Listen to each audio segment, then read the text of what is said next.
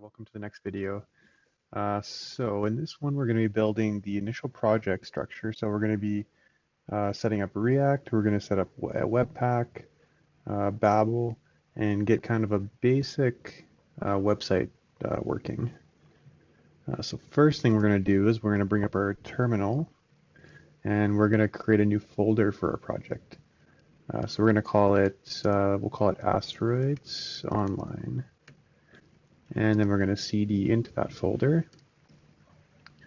And now we're going to use npm to initialize our project. So we're just going to type npm init. It's going to ask us a few questions. So we'll keep the project name default, same version. We'll just say online multiplayer asteroids clone for description. Yep, that'll be our entry point. No test command right now. We'll do the get repository later, so we'll leave that blank. Leave that blank, default, and done.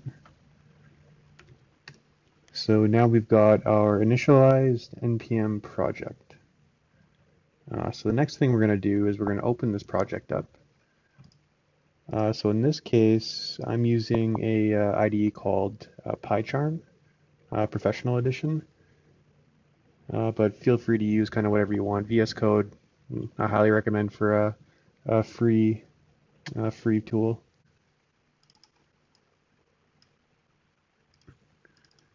So right now our package is completely empty, so we actually need to go start installing a few different packages to actually set up our project. So first thing we're going to need, of course, is React. Because that's going to be that's what we're going to be using for our front end. So we're going to install React and save it to our dependencies. We're also going to install React DOM so we can actually render our components to the HTML DOM. We're also going to install webpack because that's going to be our build tool. And in this case, we're going to save that as a development dependency because it's only needed for the build process. It's not actually needed as a dependency in the actual website when it's running. So we're going to install Webpack. Yeah, and in case you guys aren't familiar, you guys can check out the website, but it's a very popular tool for bundling your JavaScript, whatever kind of like web assets you have, and bundling them up into static assets. So all your JavaScripts could be compiled or bundled into a single one, and CSS files can go there, PNGs, audio files, all that kind of stuff. And this is useful because it can kind of optimize things for the web. So it can take several files, minify them, it can have hot code reloading for your development environment. There's a lot of cool stuff you can do with this. We're going to need one more tool initially here, so we're going to need the Webpack CLI. That's the command line interface. So we have that now. So next thing we're also going to install is Babel. So that's basically the transpiler for JavaScript. So it allows you to use a lot of the newer features in ES6 and above, and have that kind of work in other browsers using stuff like polyfills and that kind of thing. So we're going to go install our Babel core dependency in it first here. We're going to install Babel preset environment, and that's basically going to provide a bunch of polyfills for compatibility with different browsers. Then we're going to install React because we're going to be writing JSX code, which is basically HTML and JavaScript. And this is actually going to allow us to transpile that. And finally, we're going to install the Babel loader. And this is basically it's a Webpack plugin / loader, which is actually going to allow us to invoke Babel on our JavaScript resources, so we can actually bundle those up into a file later on. So next thing we're going to do is we're going to create our kind of our entry points for our application. So we're going to create our index.js. We're going to create our index.html. And in our HTML file, we're actually going to create a kind of a root div, which is where our components are actually going to mount into using the React DOM API. So we're just going to call this root. And in our index file, we're actually going to go and set up a few things here. So first thing we need is we need React. So anytime you're actually going to be using the React API, you have to import React, whether that's a stateful or stateless component. Next thing we're going to get is the React DOM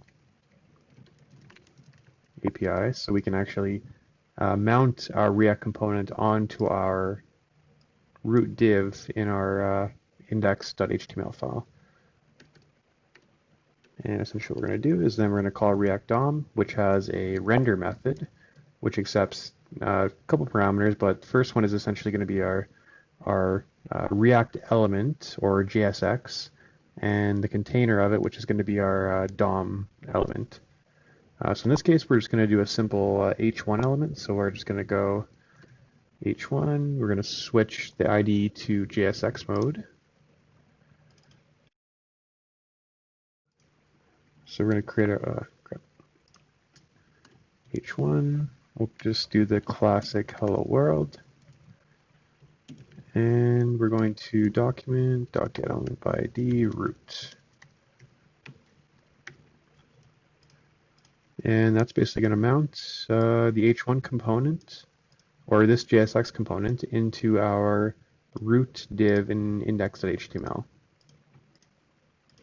Okay.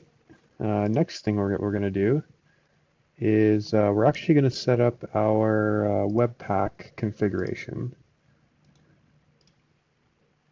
So when you create a webpack project, you actually have to create a configuration file, which is going to instruct webpack on what to actually do. So we're going to create this module.export. So we're going to export some stuff from this here. So first thing we need to do is we need to set the mode. That's basically whether we're development or production. So in this case, we're going to do development. Later on, we'll split our configs out into multiple files, one for production and one for dev and one for common objects. But for now, we're just going to keep it simple. Next, we're going to set our entry point. So this is where our application is actually going to start, or where the bundler is going to enter.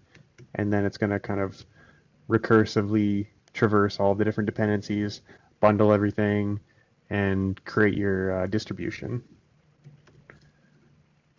So we've got our entry, and now we need to say where it's going to actually be output to.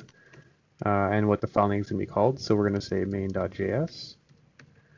And the path, it's actually going to be, we're going to import a module here.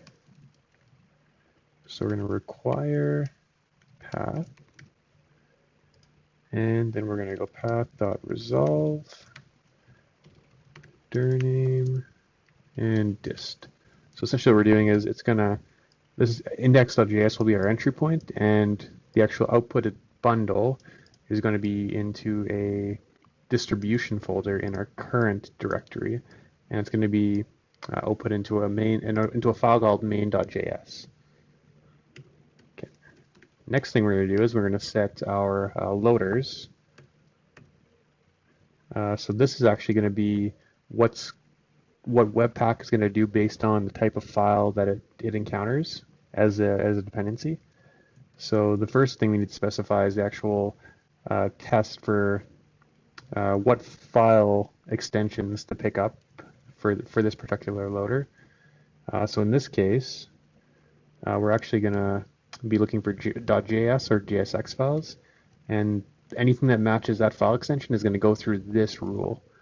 And one thing you'll note is we're actually going to exclude the node modules directory, because what will happen is if we're using third-party modules, Webpack will actually see that, and it's actually going to start going through all that stuff, which we don't want to do because it's probably going to blow up, or who knows. Yeah, so then we're going to specify which loader to use. So in this case, we're going to use our Babel loader, which, if you remember earlier, this is one of the dependencies that we actually installed. Okay, so now we've got that. So we've got our basic configuration here. So now we're going to go back to our package.json. And we're going to add a new script in here called build. So this is going to be a new npm command we can run. And in this case, we're just going to call webpack. And we're going to specify our config file. So it's going to be webpack.js. And yeah, we'll try and build this and see what happens. So npm run build. And we've got an error. So it is likely because we haven't configured Babel. But you can see here the distribution folder has been created. So what we're actually going to do next is we're going to create our Babel RC file.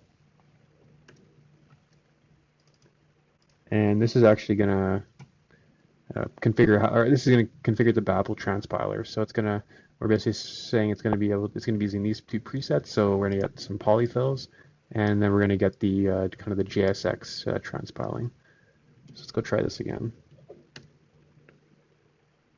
Okay, still not working. Source, okay. So we actually need to put our code into a source folder. So we'll create a new directory called source, and we'll move our index.html and index.js into our source folder. And because you can see here, can't resolve source.index.js. And there we go, it's built. So now if we go to the distribution folder, we've got a main.js. And what we can actually do is just create just kind of a static file here. We'll just call it test. And what we can actually do is import that manually as a script here, main.js. And we can actually go and preview that as, okay, so there we go. So I'm not sure what's going on with the preview in PyCharm here, but I basically just opened up the HTML file manually in the browser, so just a local file. And here you can see our hello world was output. So the React and the build is all working.